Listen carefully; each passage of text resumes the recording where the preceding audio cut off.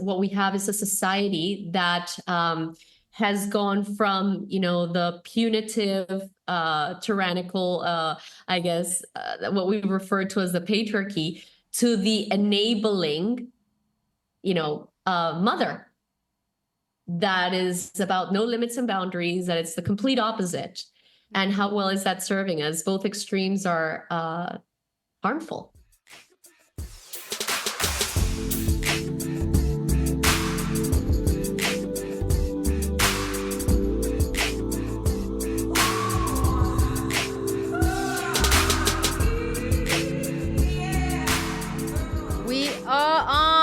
Welcome back to the Tour for the Shit podcast. I'm your host, Angie Sorensen. Welcome. Thank you so much for being here. If you're new to this podcast, it's an interview-based podcast where you will find a wide range of topics and guests such as doctors, sex workers, exonerees, women who escape cults, scientists, psychotherapists, coaches, divorce lawyers, and so many more. When a series is live, I publish every other Monday. Now, this series should go until at least the end of October 2024. It may go on for longer, but for now, definitely till the end of October 2024. So, today's guest is Ximy. She is back from episode 104 that we did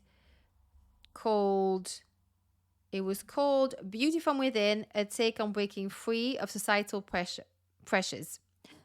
So I'm a little bit sick today, so my words are not coming out just right. But she's back today to talk about archetypes. And archetypes, to me, a different way of defining archetypes is basically looking at how we operate and engage with the world that we live in.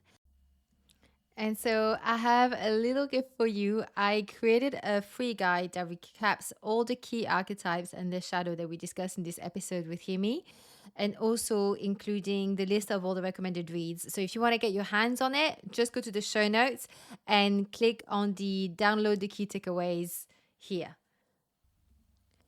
So in this episode, we do mention sensitive content. So discretion is advised, but we don't talk about it in details. There's no personal stories.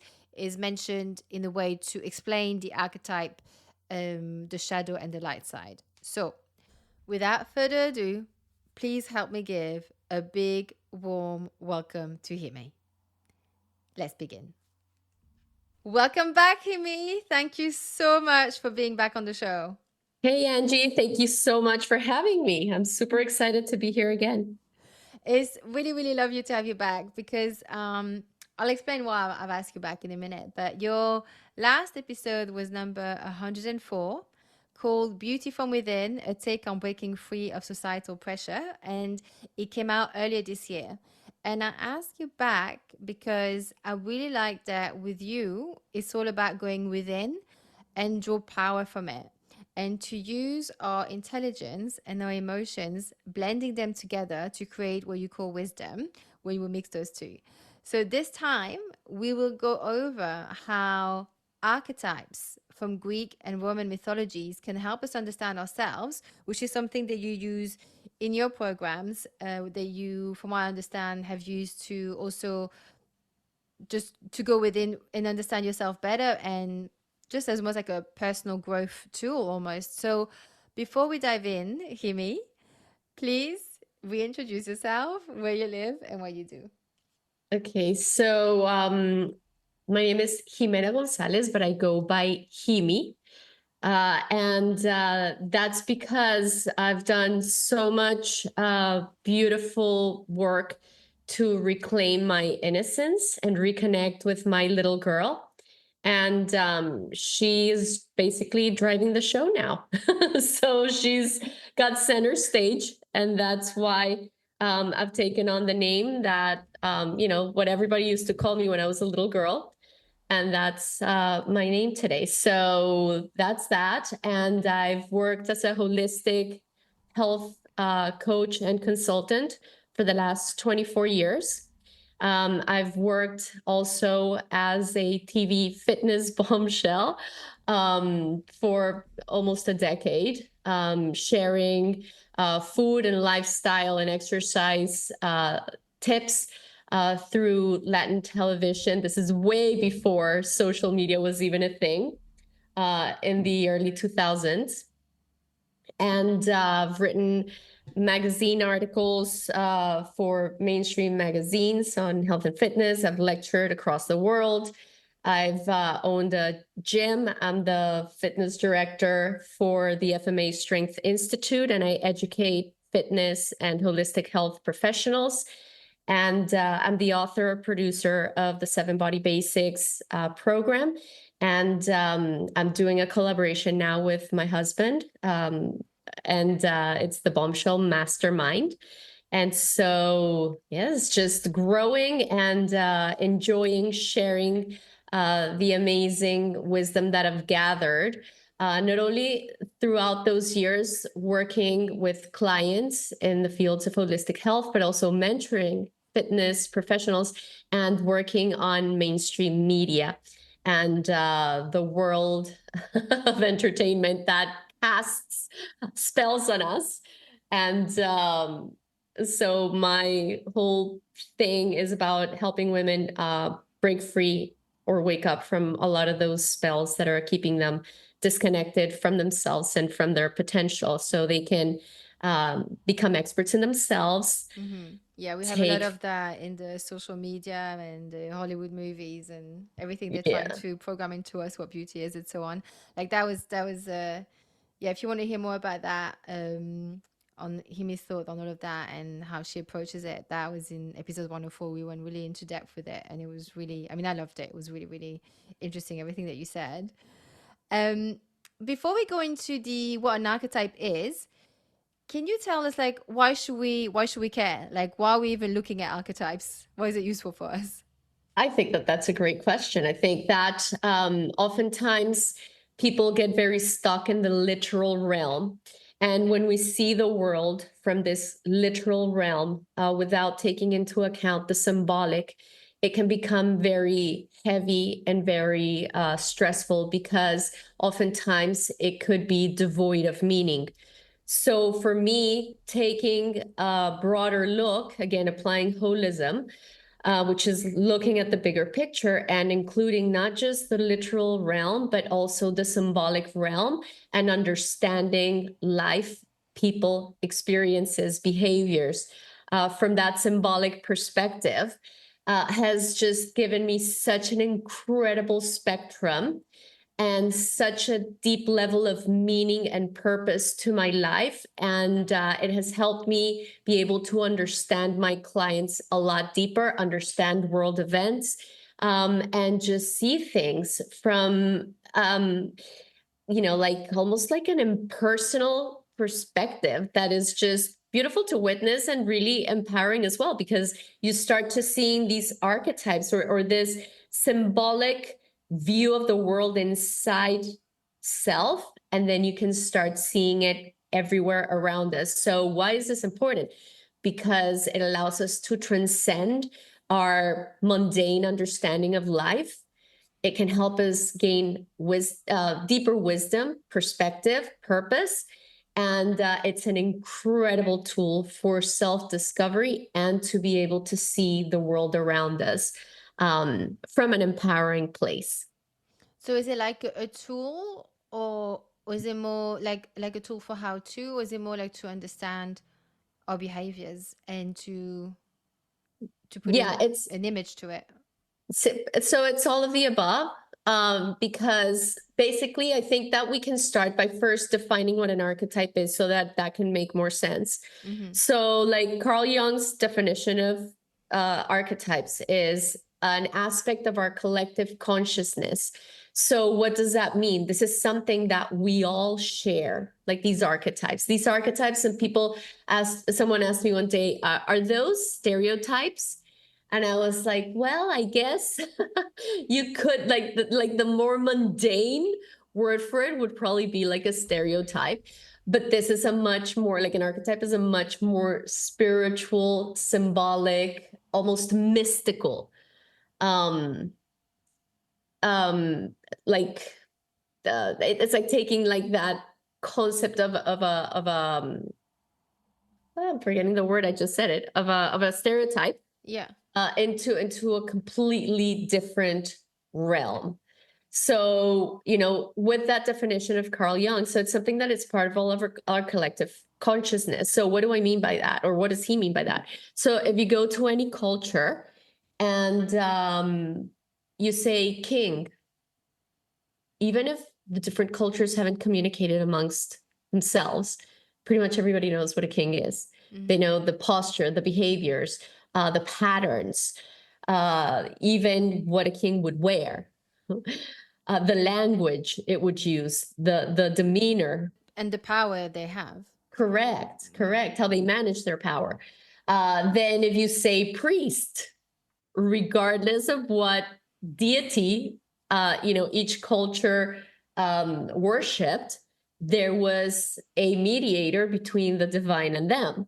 It's a priest or a shaman, which would be like a spiritual medicine man, or we can go on, princess, a beggar, we can go on. And I don't even have to describe what this is.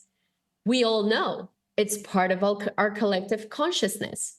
So that's what an archetype is. So one of the definitions that I like to, or one of the ways in which I like to also describe it is, imagine that you walk into a theater and you go into the wardrobe of that theater and you have all these different costumes, because obviously they're going to be playing different characters in different plays, and there's different scripts and there's different costumes that they need, right? So each one of those costumes like pretty much dresses up the archetype. So when the person wears that costume, it's kind of like if they were wearing the spirit of that archetype and embodying it as they come onto stage and they start acting that role out. So we would find the costume of a king, and we all know what that would look like. The costume of a queen or of a beggar, or whatever, right? So those are the archetypes, and they all live within us.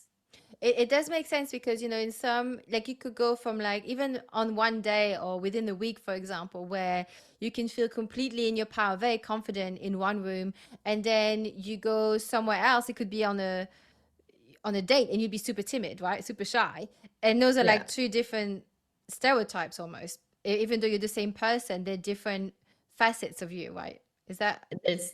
And that's why I think this is so powerful, because it shows us that there's different parts of us, and that it's kind of like if we were changing these costumes and wearing these characters in different contexts and different areas of our life. And I think that for some people, it becomes very confusing. And this is one of the reasons why it's so amazing to understand this, because why is it that I behave like this in this circumstance? And why is it that I behave that way in that other circumstance? And it's like, is it that you're embodying a particular archetype here and you're embodying another archetype over there, and so on?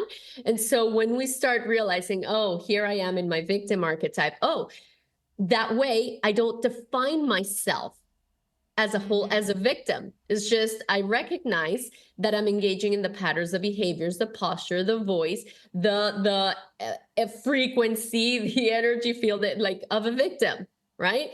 And that there are times when I step into that archetype. And then at another time, I may be stepping into the archetype of the saboteur.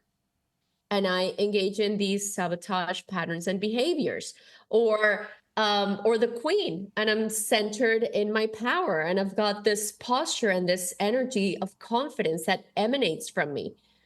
So could we go into the different archetypes that you talk about? Or is there like some sort of like a system, like sections, almost like, there's this type of archetype, that type of archetype, just so we can get a bit more of, so we can go into it like and understand the different ones?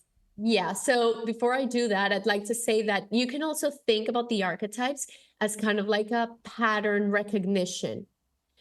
And, like you can even start naming those behaviors and those patterns that you see in the collective.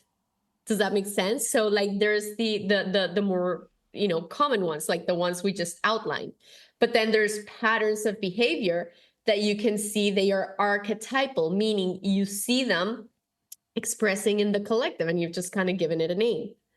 So I'll give you an example of what I mean by that. Like when I was working with clients all these years, I would see people for um, many different reasons. They would come to see me, some because they wanted to lose weight, others because they were having some kind of stressful experience in their life, others because they had a degenerative health condition, blah, blah, blah. And then I, as a holistic health practitioner, my job was to dig and try to find the root of the issue so that we could address it from there. But then what I realized is that that was like the surface, or like the tip of the iceberg. And I started to realize that there were some archetypal patterns and behaviors and things that all of these people shared. They may have seen to the naked eye as very different, but then I started to realize through pattern recognition that there was an underlying theme. And it was in reading a book called Women Who Run with the Wolves that I saw two words that were instinct injury. And I basically realized, oh my God, this is what I've been seeing in all these people. Like this is the surface, they're instinct injured. So I recognized that as an archetypal pattern. Does that make sense? It's just that I found the two words over there and I just brought those two words that now allow me to describe somebody who's in a state where they are disconnected from their inner compass, and don't trust their instinct, their innate intelligence, their intuition, and their own sense of integrity, and feel lost through life. So I've given that the name, they're instinct injured. Does that make sense? So you can have and if I was to say to somebody, you say like instinct, when you say instinct injured, like an injury? yeah, like a disconnect, like a breach, like a Oh, okay, severance from instinct our injury. Okay, instinct, got it. right? Okay, yeah, yeah. Like disconnected from the instinct is an instinct injury. Correct. Yeah. But it's not just the instinct, it's all the inner guides. It's a disconnect from the inner compass, from your inner guidance, and that's instinct, intuition, innate intelligence, integrity. Notice that all those words start with the letters in. So a disconnect Yes. from your inner guidance. So I saw that through these, how decades of practice, but I didn't have a word for this archetypal pattern that I was witnessing, that all my clients had, that I was seeing in the collective, that I had recognized in myself, etc. And then when I saw those two words, I was like, oh my God, these are the two perfect words to describe these patterns that I'm seeing. So that would be like an archetypal pattern. And I've just given that a name. Does that make sense? Yeah. So if you, in your practice, in your work, or in your life experience, start to recognize a series of patterns in a particular area, you can just give that a name, and you're assigning language to something abstract that you are perceiving, so that you can communicate those perceptions and give it language. So let me know if that made sense, or if it was. Yeah, no, it does. It does. It does. Okay. Yeah. Yeah. So which are some of the components? So I started to get very interested in the topic of archetypes through the work of Carolyn Mice. And then I became intrigued about the archetypes because I came across this book called Goddess in Every Woman.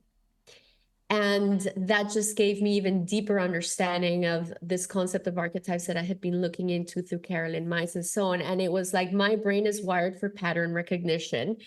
And it was just, I just needed like those introductions. And I just went wild with my understanding of archetypes. It's like, I see the world in a very symbolic way. So this was like tapping into a language that was so rich, that was so deep.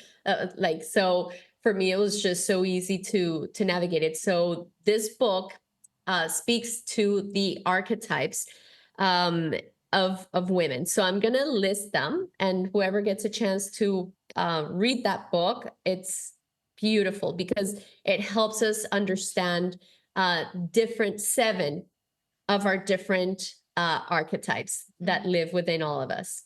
Okay, so do you want me to introduce those 7? Yeah, go ahead. Yeah. Okay, so I'm going to introduce them and give like a little description of each one, and then we can elaborate more on this, but this is just to give context. Okay, so she refers to 7 And this is based on the goddesses of Greek mythology.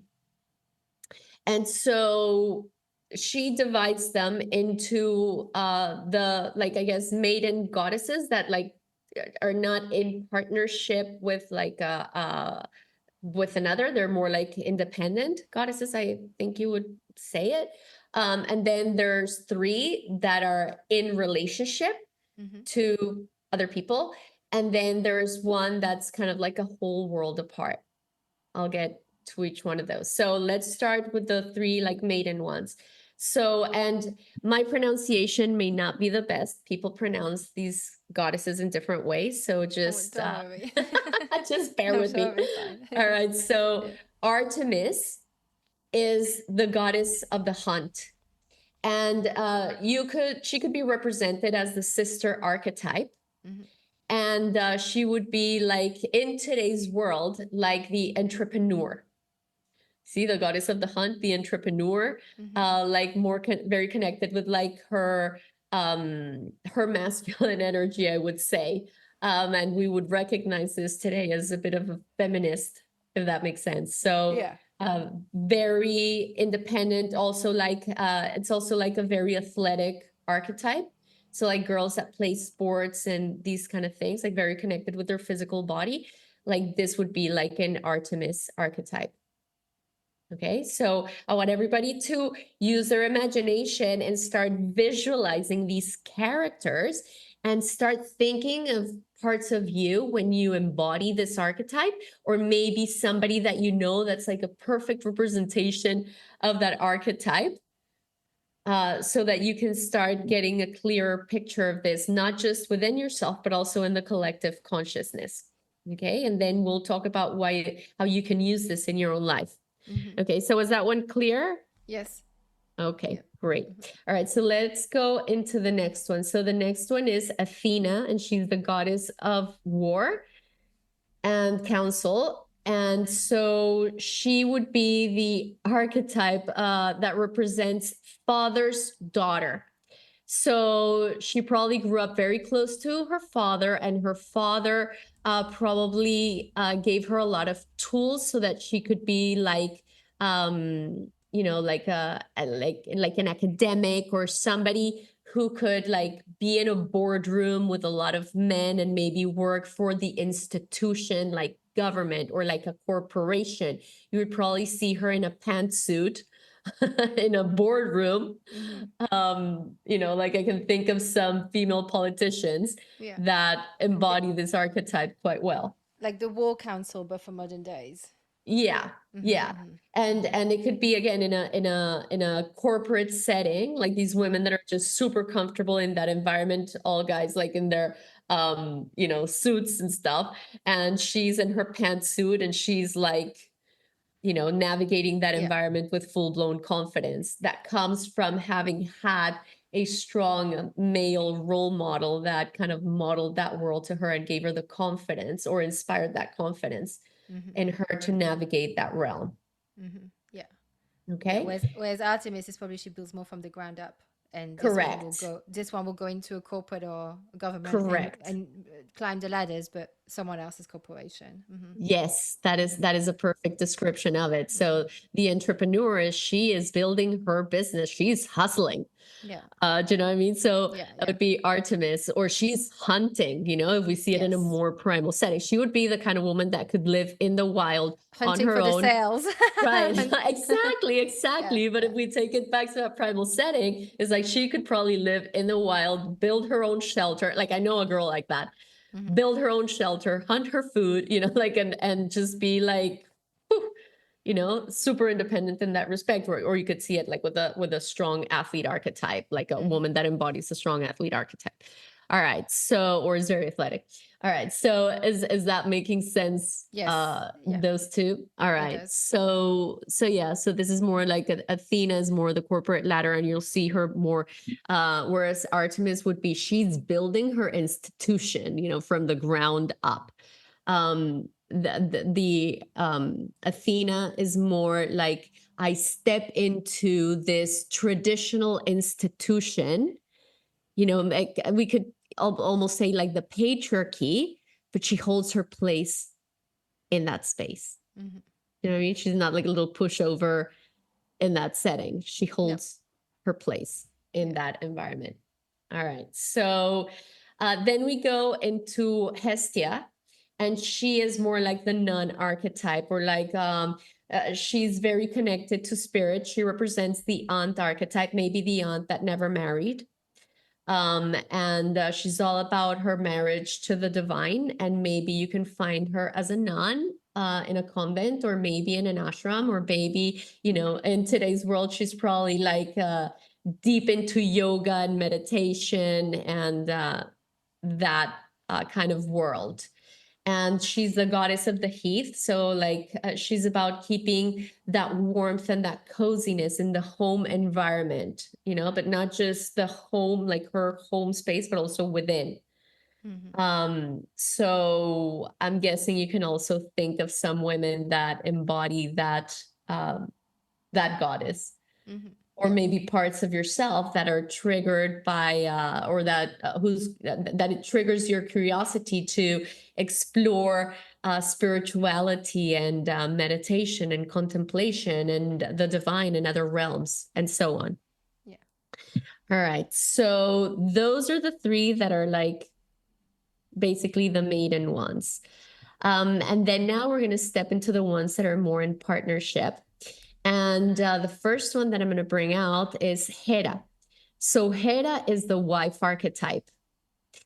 And, you know, like Hera is like, you know, those women that marry, like they live their entire life to find that one partner that they can marry to and marry their entire life to them, and kind of like almost build their entire life around that partner, where their girlfriends are the friends of the are the wives of the husband's friends, and she's always entertaining and representing her husband. Maybe her husband has a high position of power, maybe a politician, or maybe like a CEO of a big company, or, you know, or a business owner or something. And so she has to entertain people a lot. So she's dressing to play the part. And she's like a queen. She's like the queen, and she gives that king direction in a sense. And she also represents the archetypal pattern of jealousy, you know, so she can get extremely jealous in one part. But in another expression of Hera, she could also know that the husband is messing around, and she would kind of like turn a bit of a blind eye just to keep the status quo and keep herself as the queen in that space and in that environment. So the status is more important. Is it like the when you said she can get a bit jealous? So is it jealous of her husband or jealous of other women around her husband? It could be, you know, both. It could be both. Like it's just like one of the archetypes that is a good representation of jealousy. Like maybe it doesn't even matter that the women around the husband are having sex with him, but what would be like the biggest threat would be that she would be dethroned. Does that make sense? So that's why maybe she just kind of keeps a little quiet. It does. I think we can all think of, you know, high A few powers. characters. Yeah, exactly, in real life. They're like that. Yeah. Oftentimes, I mean, I'm not going to say this is the case, but maybe the wife of a president could kind of like embody that Hera. And actually, I know somebody that is like the poster child for this archetype. And you know, and she is like really like on a quest to find a man of power. And is this right? Is this wrong? No, it's, you know, it's for, well, like they say, behind every strong man is a stronger woman, or whatever the saying goes, right? So that's the that's what they do as well, right? It's and the thing about Hera as well is that she likes the position of power. She's the queen, so she will not enable the husband's weaknesses or bullshit. So she will speak up. Yeah. Does that make sense? Yeah. Because she's trying to push the husband to be more and more and more powerful. So she doesn't mother the husband. Yeah. And be like, oh, poor you. They said this to you at work today. I feel sorry for you. Come, let me give you a cup of tea. No, she's like, what the fuck? Like, are you being weak? Like, Yeah, yeah, like yeah, that kind yeah. of stuff. And of course, like we're just talking about the extremes, the black and whites, because I find it's a lot easier to explain concepts there. And then you now have the room to play around with the shades of gray, Yeah, yeah. because it's never just one archetype alone. It's like, how does that archetype interact with the others in this person's life and personality and so on? And we can bring in astrology a little later to throw another curveball here. Mm-hmm. But so yeah, because by the way, all of these archetypes, like these archetypes that I'm describing, they can be seen also in astrology. Like for example, Juno is Hera. So Juno is, I believe it's an asteroid, and she's Hera, and she represents, she's Jupiter's wife, or he's also known as Zeus. So you see, like all of these things that are in our collective consciousness are also in the sky, represented in celestial bodies. Yeah, yeah, it's like what's it called?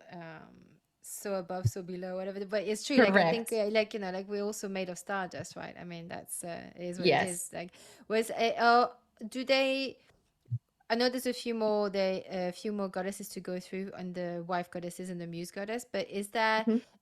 do any of those that you've mentioned so far have shadow side? Will we go into that Yes. after? Okay, Yes, we're okay, going to be going through the light and shadow, but first I just want to give like yeah, a quick introduction to all of them. cool. So you get to meet the characters of the play, Yeah, of yeah, this play. yeah. Right. So then that would be the wife archetype. So far we've explored the sister archetype, father's daughter archetype, the aunt archetype, the wife archetype. Now we're going to look at at the mother archetype, which is represented through Demeter. Mm-hmm. And so Demeter is the type of woman that always dreamt of having children. So whereas Hera always dreamt of finding that one husband that she could represent and build her entire life around, getting her power through this powerful character. Because remember, in the mythology, Juno gets her power from Zeus, right? So Mm-hmm. Demeter, like she lives for the moment when she has a child and she wants to mother everything, right? So these are women that would love to be pregnant their entire life and be surrounded by children, and their life revolves more around their kids' friends, and they're friends with their mothers. Does that make sense? So Yeah, basically everyone who's like their friends are all mothers, basically. Like it's within that yes, same circle. Mm-hmm. yes, yes, yes. It's a strong mother archetype. And she will, again, we're talking in the extremes. That archetype on her own, she would be more interested in a man so that he can help her reproduce. Yeah. Yeah, Does yeah, that yeah. make sense? Yeah, yeah, Whereas but the I other think one we is all more about the know, marriage. I think we all have friends like that who they stay with the partner just to have the children. Otherwise they won't be with Correct. them. Mm-hmm. Correct. Yeah.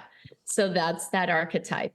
And I mean, and here's the thing. I just give people like a very quick description of this.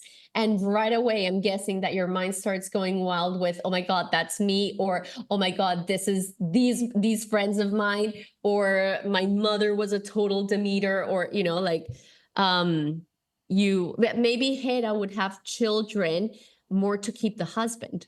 Mm-hmm. Yeah. Does that make sense? Or for the So, status, maybe, yeah. But I yeah, think yeah, like yeah. For the Demeter, this lineage. yeah, for the mother archetype, Demeter, would it also go for like, let's say if you don't have children, it could be that you have pets and you mother them, Yeah, or you yeah, adopt or foster yeah, care. Yeah. yeah, Mm-hmm. yeah. So it doesn't have to be biological. Like Mm-hmm. I don't have biological children, but I have two dogs that are the closest thing I have to children, and I'm very, Yeah. I guess, motherly um with them. Yes. Yeah. So, Yeah. it could Yeah. be your pet turtle Yeah. that you could mother, Mm-hmm. so and as we start getting into the light and shadow, I will talk about also how like we mother ourselves and so on. So but I'll get into that later. All right, so we're clear with Demeter. Yes. So Yes. then now we're gonna introduce one of my favorite. And this is Persephone.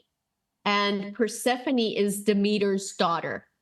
So she's mother's daughter archetype. So let's just do this quick review. So we've already looked at the sister archetype, father's daughter archetype, the aunt archetype, the wife archetype, the mother archetype, and now this is mother's daughter archetype.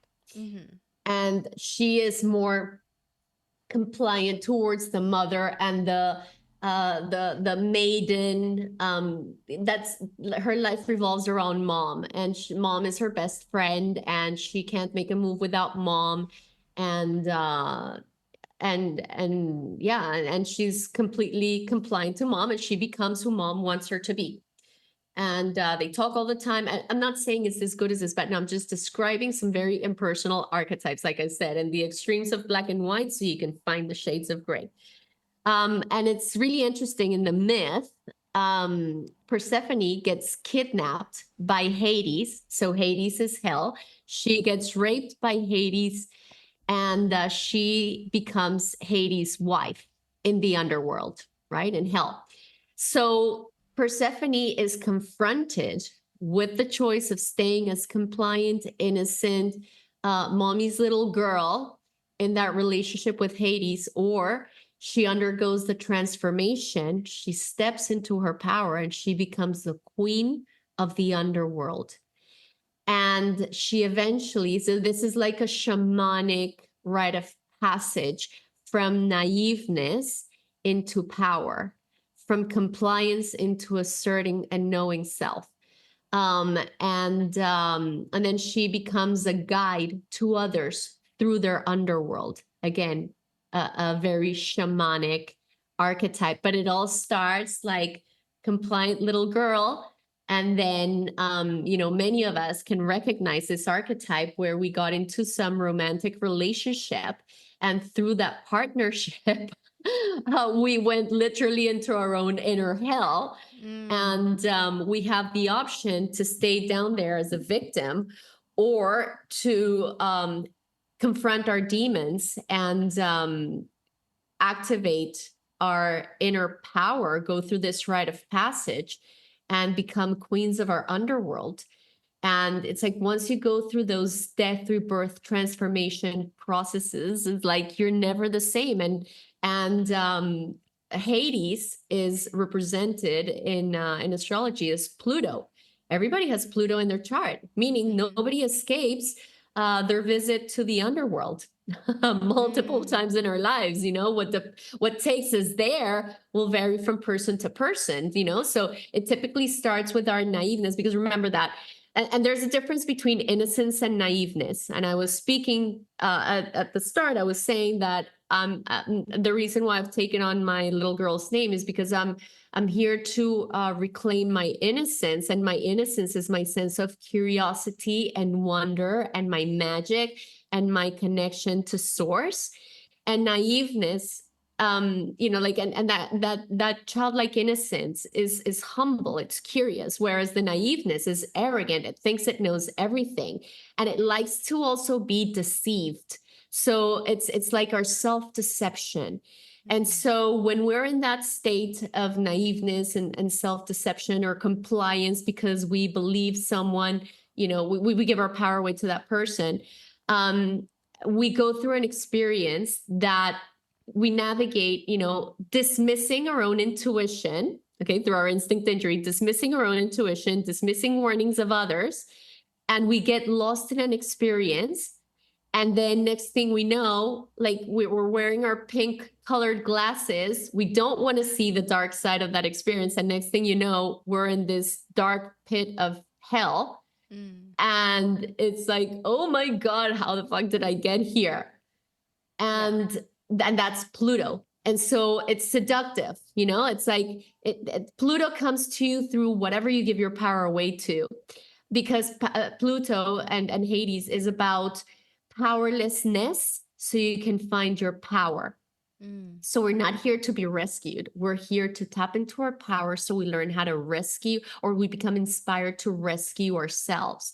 And the more we seek for a person to rescue us and pull us out of the underworld, the longer we're going to stay there. Because nobody is meant to pull us out of there. It's us, because this is where we get to meet what we're made of. Yeah. Right? Like this is where you fall on your ass. And if people keep picking you up, you're never going to connect with the consequence, and you're not going to learn. It's you have to fall, and you have to. It wouldn't have been your own choice as well. And if it's not Correct. your own choice, if it's not your own choice, you don't really have the ownership of it. And it really is that feeling of giving your power away. Yeah.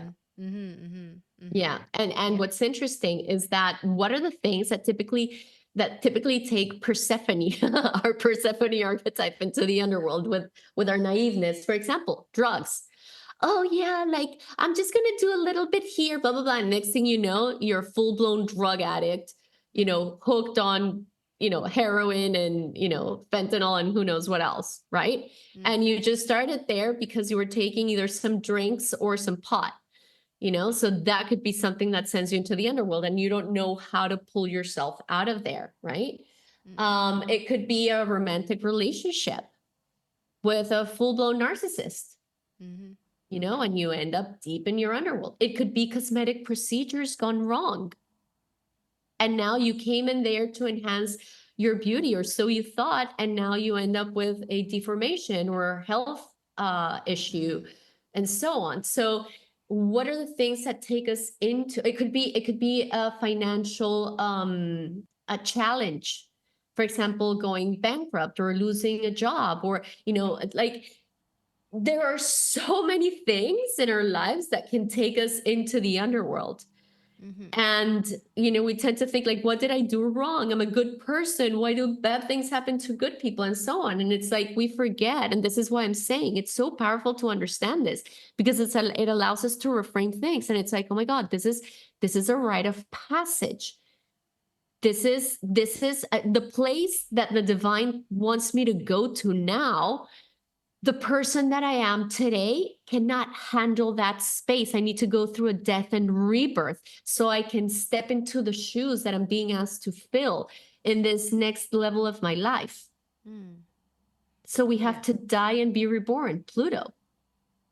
Right? And this is Persephone, like the innocence, not the innocence, the naiveness, that gets us there through our own compliance. Or it could be compliance to an institution, and we think that this institution is infallible and that it's got our best interest at heart, and blah blah blah. And then next thing we know, we end up in this freaking rabbit hole because we obeyed what this institution told us to do. I mean, like giving the power, right? Giving a power away and letting ourselves being gaslit and gaslighting ourselves. Correct. Right? Yeah, I mean, correct. And the gaslighting there is perfect because, like, let's say that Hades is gaslighting Persephone down there, and she's like, oh, but he's dismissing my perception. And the lesson there is, listen, beautiful, you're here to learn to trust your own perception, irrespective of another person's perception. And it doesn't mean become a narcissist and dismiss another person's perception. It means learn to trust your own and respect it, and learn to respect other people's perceptions as well. And how can you call your power back from that? I can definitely hear she's your favorite. Like you've definitely had you're definitely quite passionate about this archetype.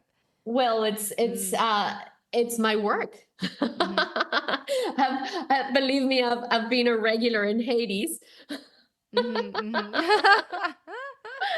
As a regular, somebody who's spent quite a bit of time there through different means. I can recognize the underworld quite well, and that's why it doesn't scare me anymore. I understand that this is not a hell to get lost in for eternity unless we choose it to be that way. This is death and rebirth. This is the place where we go to draw some serious mystical power and connect with what we're made of. Let me give you an example through another archetypal story. So in ancient tribes, they would take the men, would dress up in demon suits or outfits, including the father. And when the child would turn around 8 years old, like, of course, the child had been through a whole bunch of survival training, etc., right? They would take the child in the middle of the night from the mother, dressed up as these demons, and then throw the child in the wild to basically survive for a day or a night or a couple days, whatever. And the reason why they would do this is because they understood that if the child stayed stuck to mother, it could become codependent with the mother. And they needed to start activating its survival instinct. It's making that child instinct healthy and teaching it to rely on itself for survival. And then when that child would come back to the tribe, it would come with the sense of self. I've got my back. And then this is a strong member of society. Society is as weak as its weakest link. And in cultures that were truly invested in their community thriving, they would make sure that the members of the tribe were physically, mentally, emotionally, spiritually, and intuitively strong and could hold their power, that they understood their different levels of power and they knew how to manage it. Because what we have is a society that has gone from, the punitive, tyrannical, I guess, what we refer to as the patriarchy, to the enabling, mother that is about no limits and boundaries, that it's the complete opposite. And how well is that serving us? Both extremes are harmful, I would say. Balance is always Correct. the key, isn't it? Let's go on to another archetype. Right. So we're done with those, with the 6. Yeah. And now we're going to go into another one of my favorites. And this is Aphrodite, or Venus. This is the goddess of beauty, the goddess of luxury, the goddess of comfort, the goddess of pleasure, the goddess of food. And she's a fascinating one because, like, she lives for romance. Like, she can be married, she can have the children. Oftentimes the girls that have a strong Aphrodite archetype, like yours truly, these could be the kind of girls that could end up pregnant very early in life. And it's not because they want the husband or the children. It's because they're into romance in the moment. Does that make sense?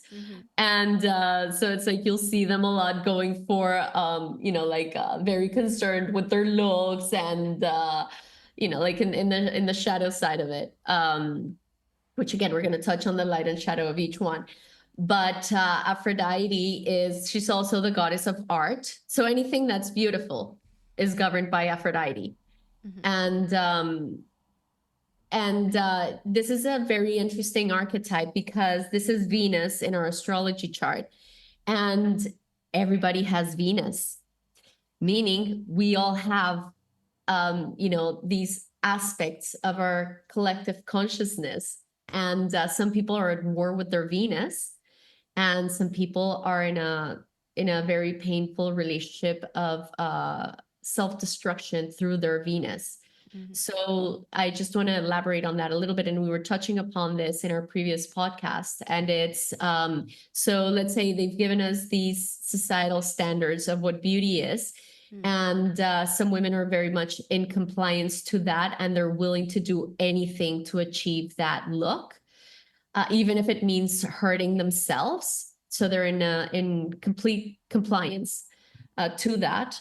And then other women are in complete defiance to it, to the point where they've, in some cases, masculinized themselves and just let themselves go 100% and completely at war with their own beauty, because maybe they were sexually abused, or maybe because they've been on a whole bunch of diets and nothing really worked for them, but there's a defiance to beauty. So do you see the compliance to Aphrodite in expressing in the shadow, and the defiance to Aphrodite? And then, the question is, okay, how can I assert myself? How can I, or there were a lot of expectations attached when you were growing up to look a certain way, etc. And then the person eventually first complies, then defies. And they spend their life in a compliance defiance relationship with their own beauty. and money and pleasure and comfort and food and all the things that are related to this goddess. So this is a fascinating one, and it's one another one that I work with a lot, because I work in fitness and beauty and health, and I think that for me, my understanding of Aphrodite is the embodiment of health, like true health from the inside, and its expression of beauty on the outside, because she is healthy, because she's engaged in self-care. It's not about living a life of neglect and then coming in to cut and paste and add makeup and all these different things when a body is falling apart on the inside. Do you see the difference between both energies? Yeah. Yeah. So it's an energy of nourishment, of how can I make my body feel amazing? How can I enjoy this amazing food? But it's food that also nourishes me and that supports my health and my beauty, and it's like a harmonious and a congruent management of this energy. It's like a sensuality in all areas of life, right? So Right. whether Correct. she's looking at a beautiful nature, wildlife, or a beautiful home that she lives in, or that she inspires, like being a muse, is inspiring other artists, Right. to and so I guess she could be quite a triggering character, right? So it's like either it sounds Yes. like people would be very drawn by her, or triggered by her, right? Because if you haven't embodied that side, or you've suppressed it, it would be quite triggering to have someone who has a lot of that sensuality, like, seen as a flirt, and that kind of stuff can be very triggering to people, or it can be very, enticing for others. So much gold. You Mm-hmm. hit the nail on the head. You see, like, we know this. I'm not teaching any of you anything. Mm-hmm. You just described, like the archetype.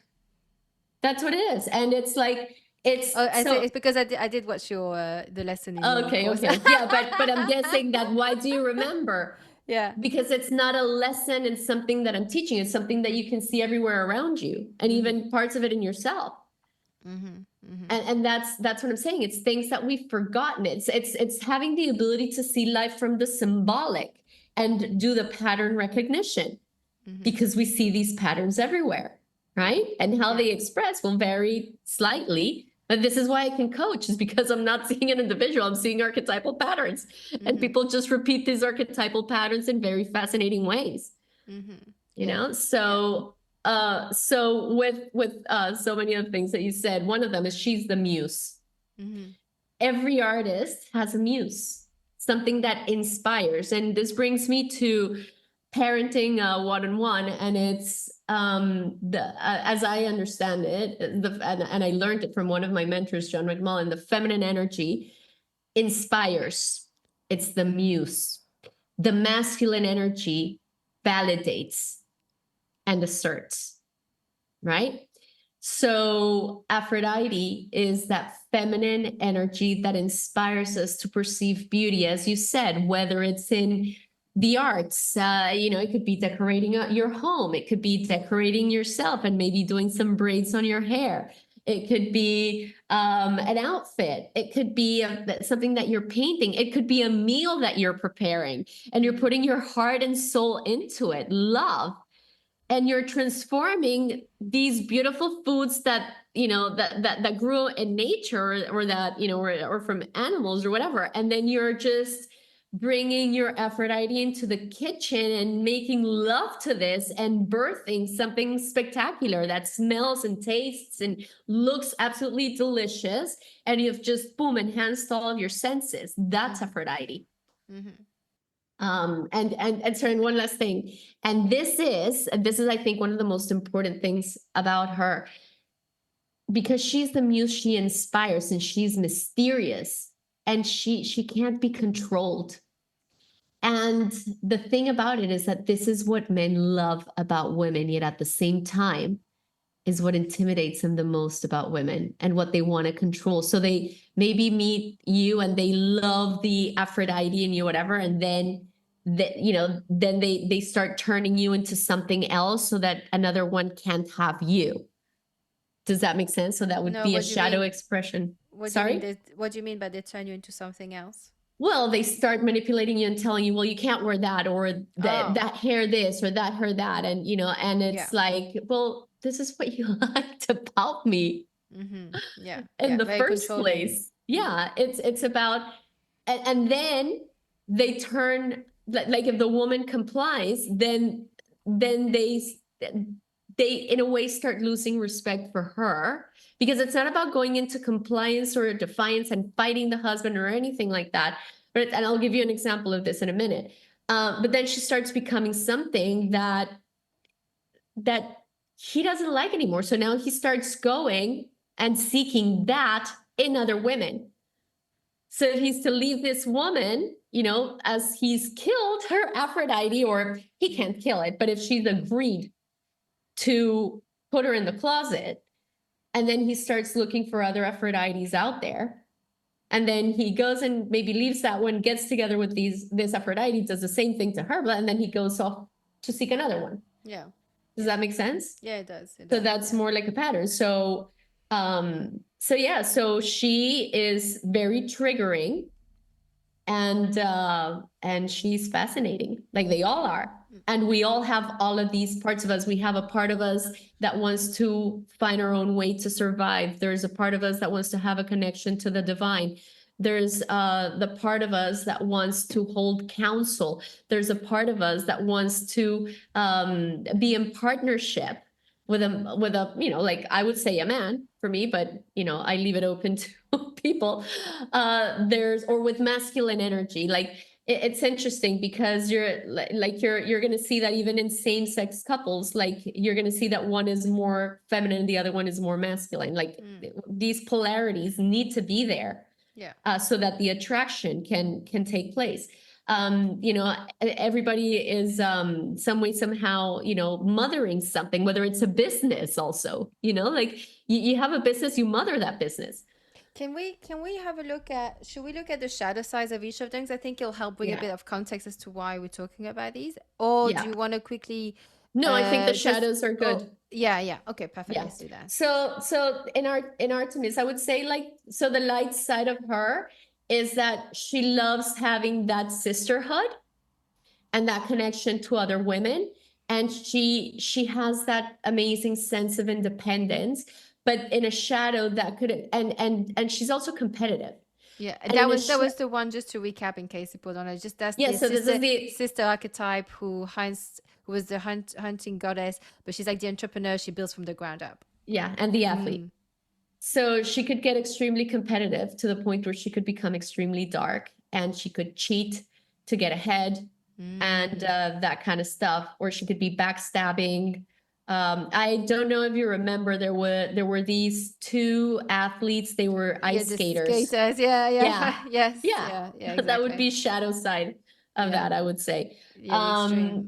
Another shadow side of that is hyper independence. I don't need another person.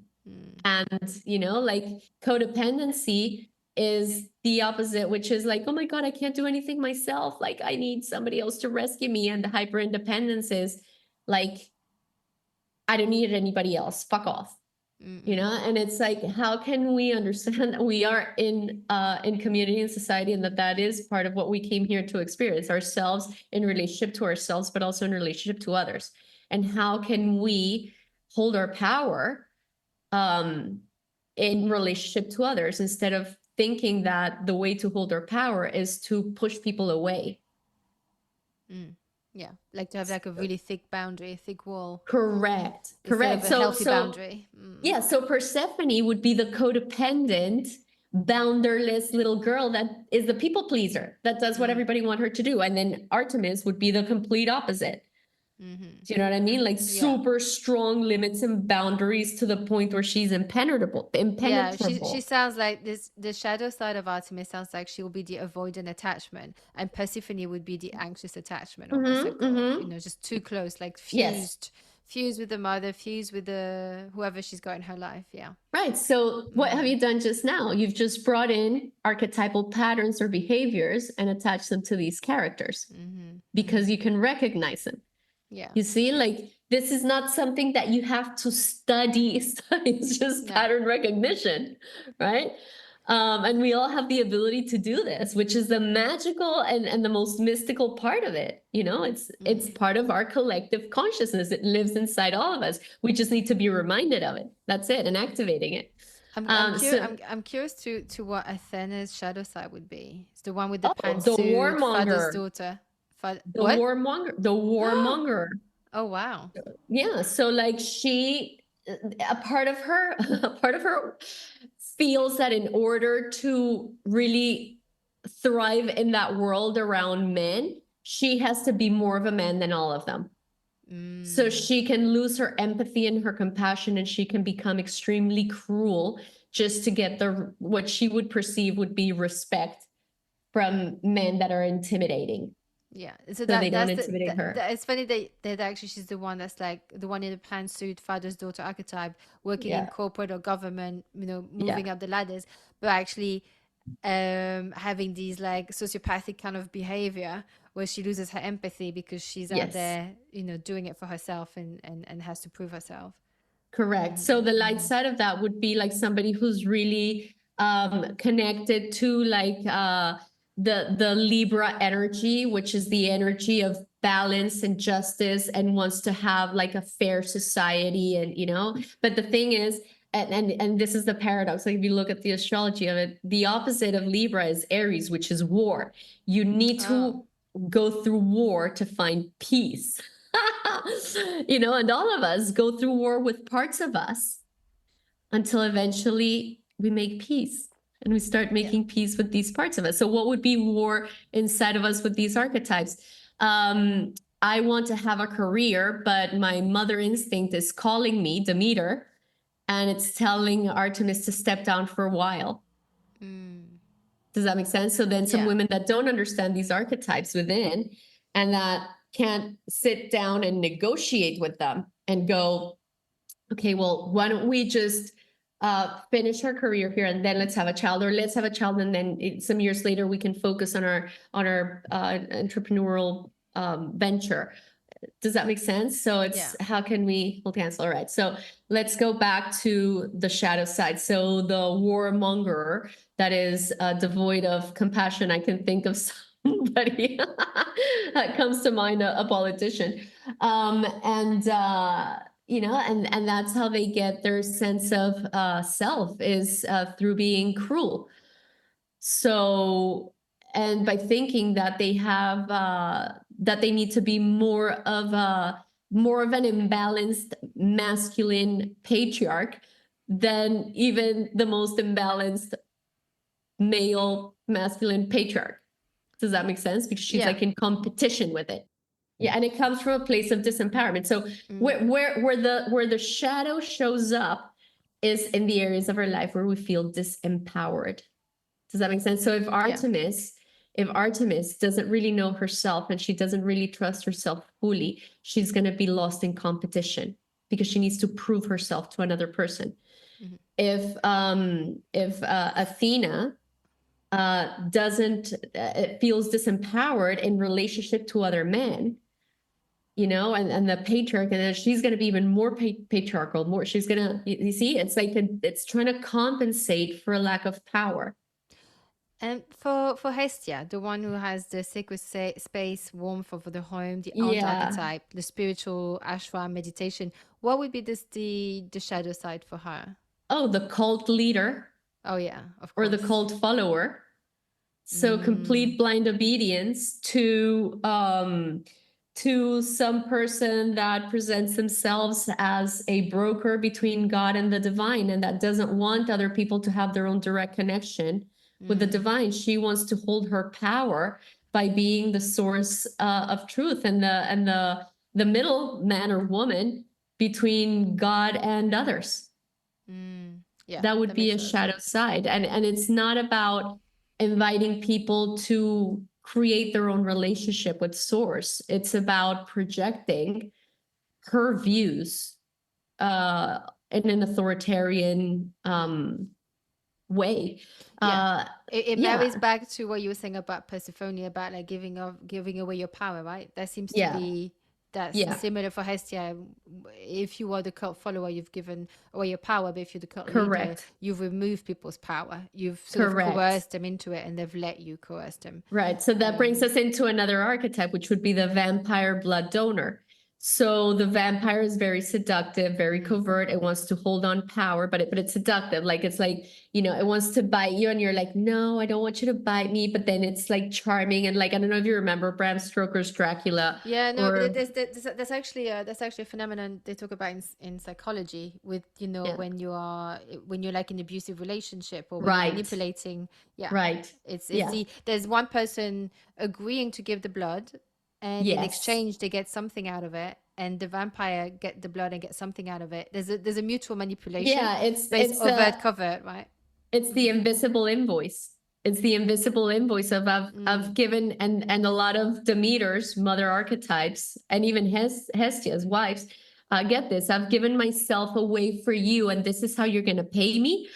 Kind of energy. Like I've given myself away pathologically to the point where I've neglected myself, and so I have a lot of invisible invoices or unspoken expectations Yeah. about how I expect you to show up for me. And because you haven't, then now I activate my victim archetype and I feel victimized. But Yeah, I've it's set funny this that you up. said invisible invoice. I never heard it like that. I always think of like, but I love that expression. I'm gonna remember that. I always I think it's what it's also called, like the poison chalice, Yeah. right? Here's the gift, Yep. but Yep. it comes with a price. Yeah, Yes. yeah. They're Yes. the worst. It's the worst gift ever. Please Yeah, tell me that there isn't anything more like a bigger control drama than the control drama of a victim. yeah, yeah. You know, like it will manipulate men, women, like, you know, like either manipulating through health, through, you know, like whatever your choices. You Can can you manipulate. explain a bit? Because I think when you say that, you're thinking about the survival archetype of the victim mode, right? Like when Yeah. someone's always talking about this happened to me. It's never their choice. It never was based on their choice. It was always like this happened to me because this. It's because this Yeah. happened to me that I'm like this. Yeah. And it's like it's a way of manipulating others to get their attention, affection, or money, right? Or Correct. Correct. so is that kind of victim? You're not talking about someone who got kidnapped and taken behind dumpsters, right? You're Yeah. talking about No, like, the psychological victim, the victim manipulation in that yeah. way. So think about it this way. Um, everybody in this lifetime will be victimized one way or another. Everybody. The question is, what do we do with that victim experience? Do we allow it to consume our life, or do we turn it into a rite of passage into a higher level of power? I'm going to use a very extreme case, for example, with rape, which is one of the hardest things to come back from. And there's women that have been raped and they have used that horrendous experience to now support and counsel other women that have been through that. And they find healing in helping others heal. Does that make sense? So they've used it's like the Chiron archetype, which is the wounded healer. We all have Chiron. We all have the wounded healer. And it's a wound that doesn't really go away, but that we have to work through and we have to work with. Does that make sense? And well, I shouldn't say it never heals, but it's like the hardest part of us to heal. And the door through this is I heal myself from this through unconventional means, and then I show others how they can heal that same wound through unconventional means. So, like for example, Chiron is an asteroid that was discovered in 1977, and it's in everybody's chart, and it's generational. So my generation has Chiron in Taurus, and Taurus rules Aphrodite themes like beauty and wealth and these things. And look at like what my work is. I through my own wounded healer, and now help women reframe their relationship with their body, with beauty, with food, with these different things. Does that make sense? A rape is more like a scorpionic wound. That's like the deep Hades kind of wound. Does that make sense? So we all have these different deep wounds that we need to, and by the way, like somebody can have different types of these wounds. And, and it's about how can I turn this experience that made me feel helpless and powerless, Pluto, into power, into self-respect, into a growth, into helping the community, into you fill in the blanks. So we are, every human here experiences situations where they're victimized. Some things are more obvious. Some things are things that people hide really deep, but nobody's exempt. Right now, the thing is when you build identity around the victim and you learn to get your needs met through manipulating other people through your victim archetype. Carolyn Myss has an entire book devoted to this. It's called Why People Don't Heal and How They Can.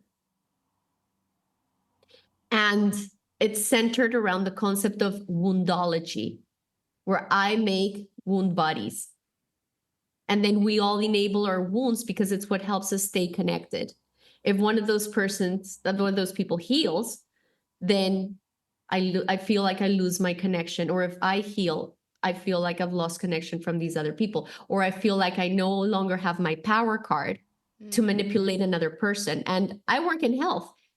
How many people do you think that I've seen use their health as a control drama to manipulate their children, for example, or their spouse, so it doesn't leave them?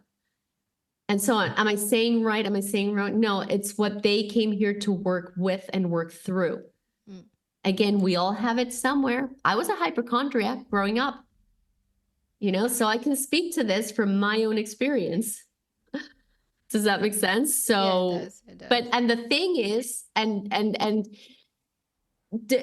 what is healing in my definition after 24 years of working with people and having to done some serious, deep work on my my own life? Healing for me is committing to truth unconditionally.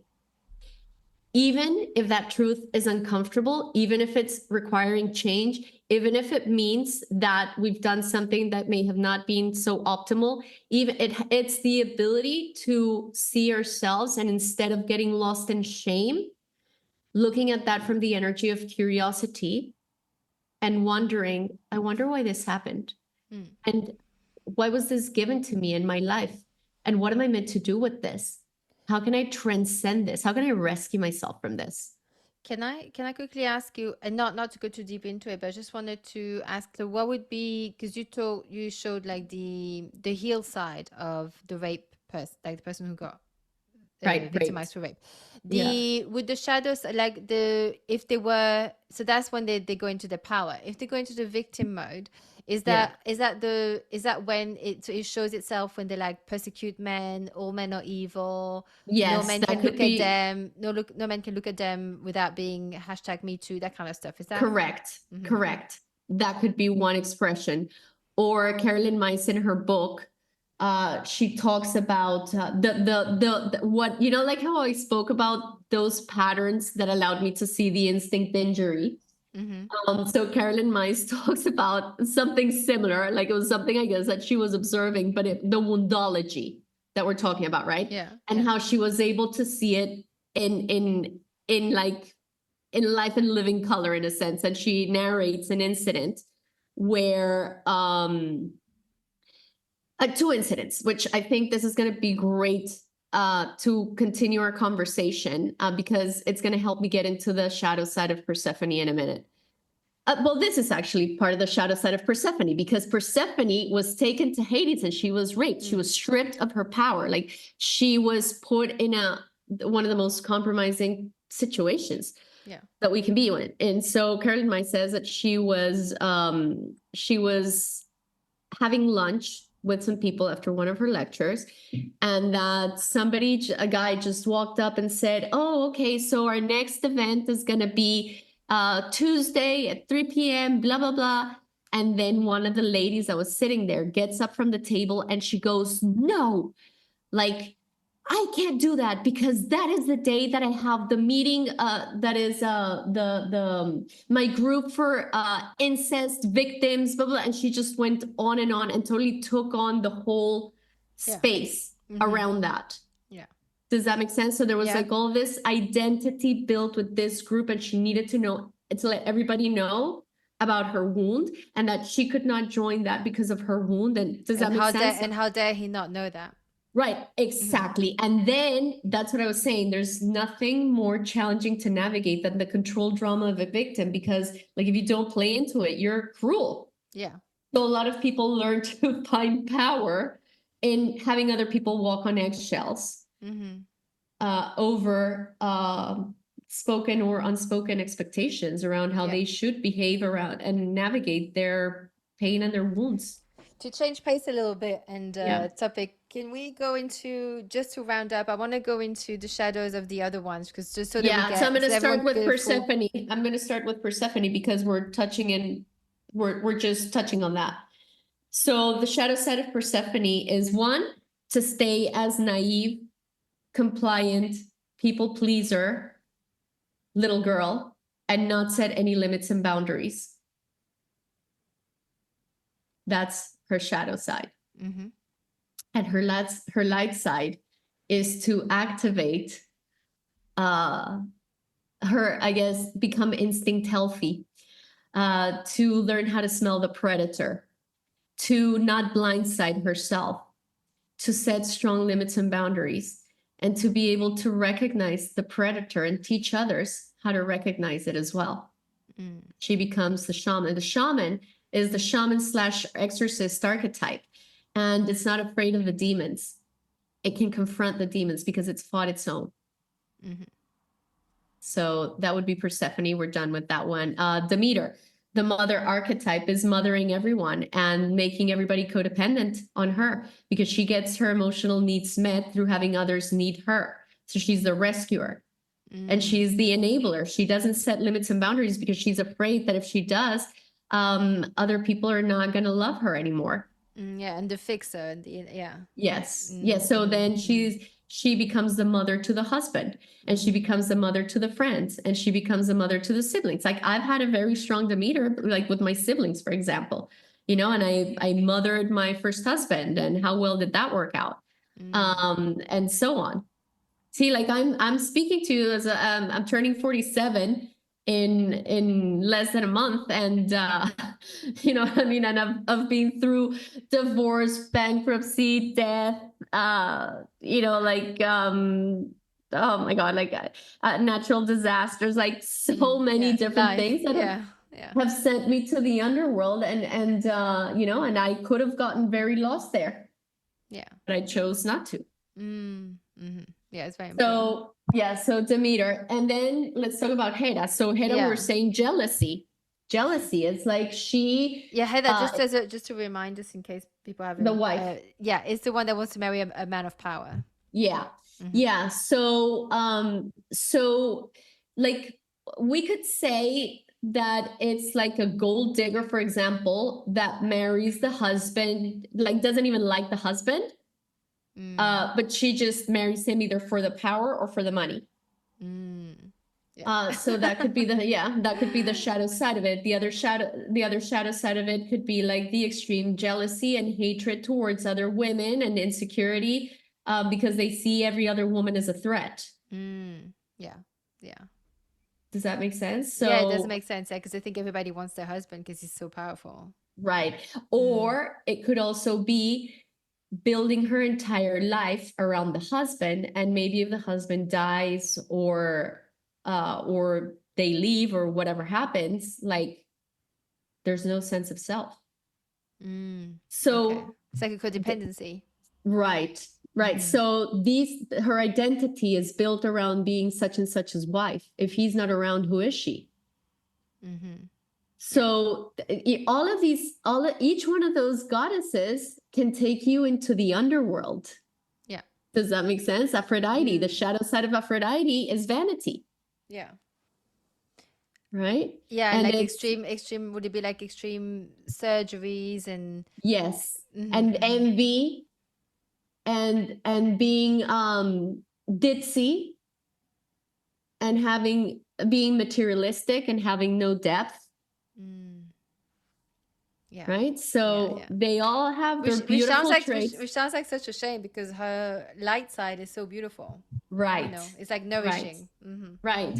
And we all have these archetypes, and we get to choose, how am I going to embody them, each one of these archetypes?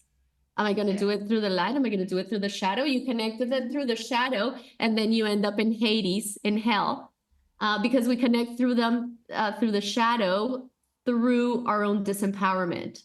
So then Pluto, Hades, is the archetype of powerlessness with power. So through our disempowerment, we end up in the underworld, and then we find power through the underworld. So then that girl that, for example, got the cosmetic procedure and it went wrong, and now her entire sense of self was built around this, and now she has to go inside herself and learn to find her value and her sense of self in something else other than her looks.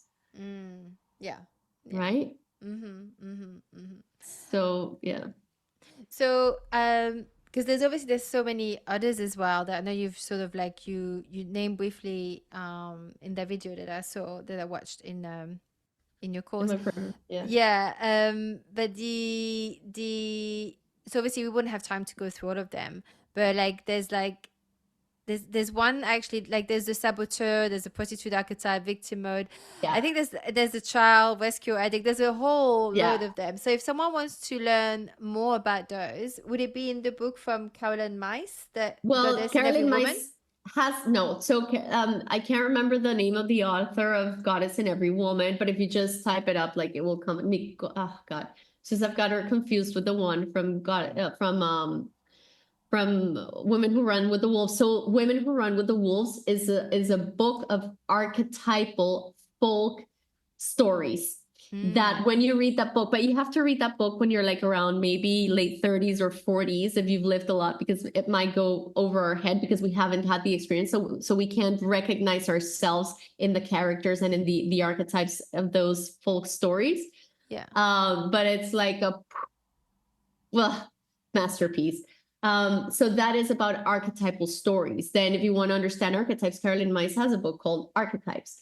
And there's an amazing book called Sacred Contracts. So this is a book that I worked through for 2 years. It took me 2 years to work through that book. Wow. And you basically identify your archetypes, the most strong archetypes in your life. And you create a wheel of 12 archetypes, and you interview each one of those archetypes to see if they really are those archetypes that have been the most present in your life. And then you do like a wheel and you pair them up with your astrology. It's fascinating. It's fascinating. So that book is another masterpiece. And then there's this book, Goddess in Every Woman and God in Every Man. So she's got one for males and she's got one for females, and she's a psychiatrist, and she does her work through her therapy through working with these archetypes. Oh, wow. So yeah. So she's a psychiatrist. So you see, like, she started to recognize these patterns in her clients, and and she realized, I'm dealing with archetypes here. Yeah.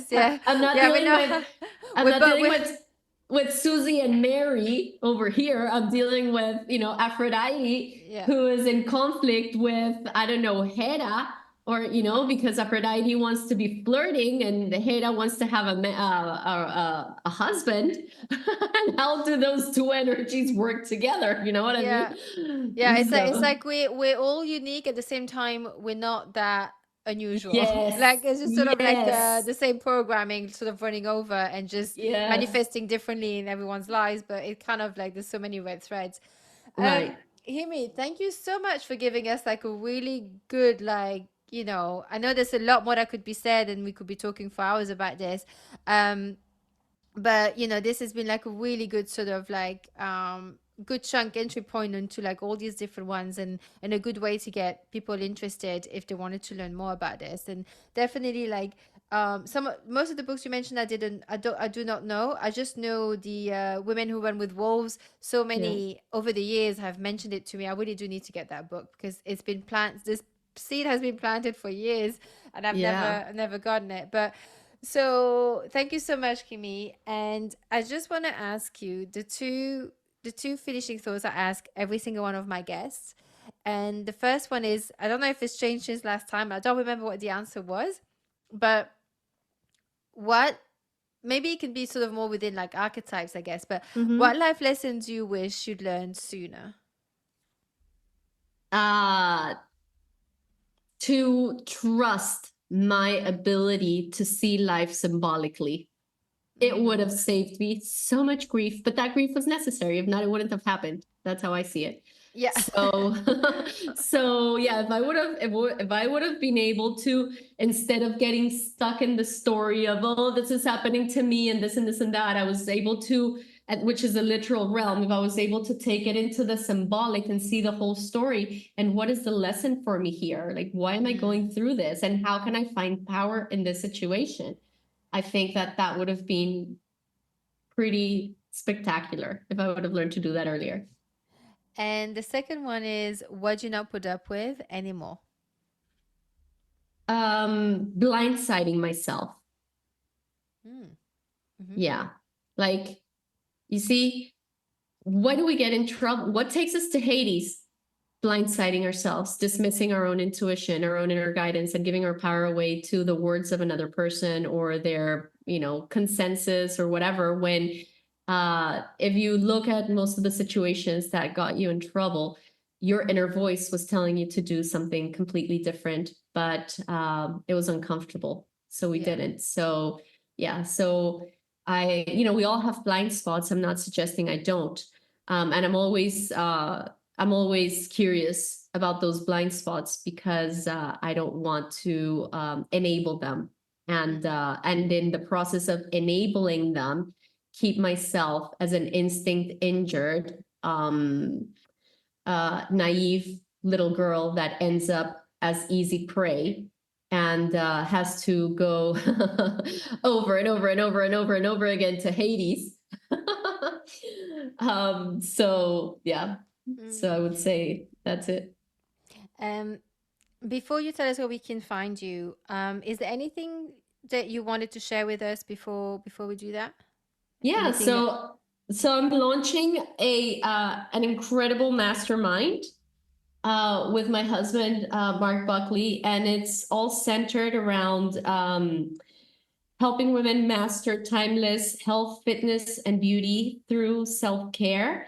And this is a journey that starts with self-discovery, and it's about becoming experts in ourselves in these different realms, different parts of us, understanding our body and learning how to activate our different levels of power so that instead of getting lost in life and looking for other people to lead us, we self-discover, become experts in ourselves, and learn how to lead ourselves from a place of wisdom and inner authority.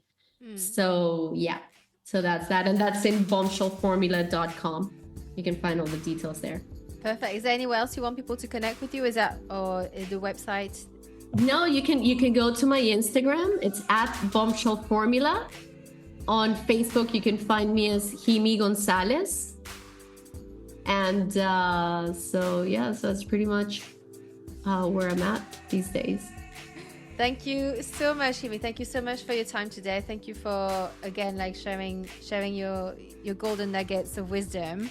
I really appreciate it. So you always have some really interesting insights into different things. And so that was really, really, I really enjoyed it. Thank you so much, Ximy. Thank you, Angie. And that's our episode. If you enjoyed it, please share it with a friend. It can be a screenshot that you text them, a link, the name of it, any of those will do.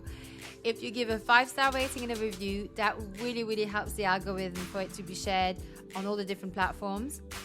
And just a little note, please be aware that this podcast is always free to listen to. Any platforms that want to charge you for it are doing so without my consent, okay? This is free. You can listen to it on Apple, Spotify, all of the other regular listening platforms.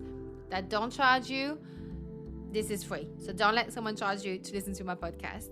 Until next time. Using health inappropriately.